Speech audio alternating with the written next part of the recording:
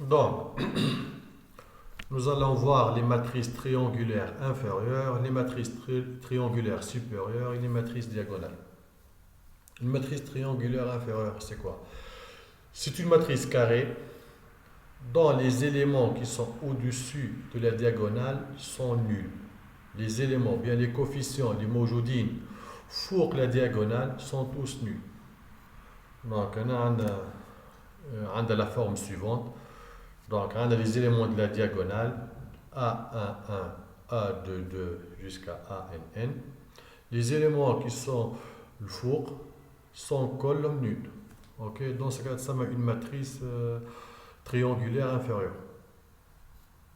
Ça l'autre cas, une matrice triangulaire supérieure.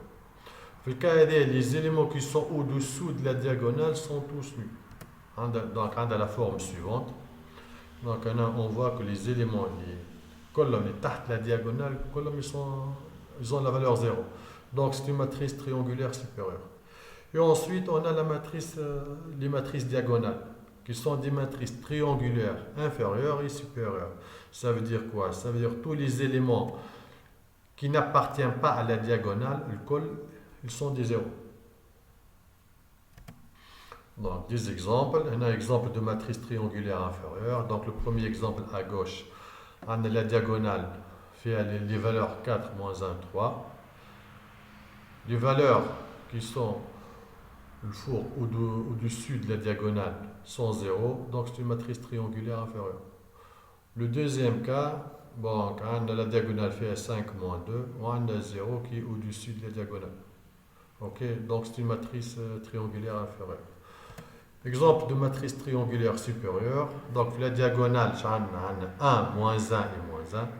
Les éléments qui sont au-dessous sont 0. Ok, les valeurs sont 0. Toutes les valeurs qui sont au-dessous de la diagonale sont égales à 0. Dans ce cas, c'est une matrice triangulaire supérieure. Et enfin, on a l'exemple de matrice diagonale. Donc une matrice diagonale, on a toutes les valeurs qui n'appartiennent pas à la diagonale sont égales à 0. Donc on a l'exemple qui est à gauche, on a la diagonale fait à moins 1, 6, 0. Les autres valeurs sont des 0. Et le deuxième cas à droite, le deuxième exemple à droite, la diagonale, on a 2, fait les valeurs 2, 3. Et les autres valeurs sont 0. Donc c'est un théorème intéressant. Il nous permet entre autres de savoir est-ce qu'une matrice est inversible sans effectuer aucun calcul. Donc le théorème se lit dans deux sens. Donc si on a une matrice carrée, en plus la matrice elle est triangulaire. Donc on a une matrice carrée et triangulaire. Si elle est inversible, alors les éléments de la diagonale sont nuls, sont non nuls plutôt. Ok?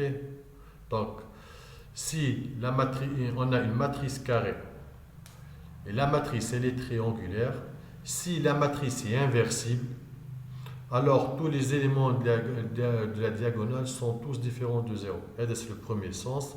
Le deuxième sens, donc il est aussi, on a une matrice carrée et triangulaire.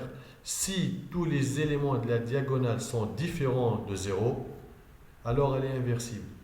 Maintenant, je vais une matrice, si est-ce qu'elle est inversible, sans effectuer un calcul grâce à ce théorème.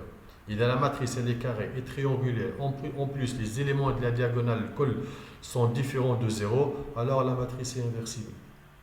Okay? On n'a pas besoin d'effectuer du calcul.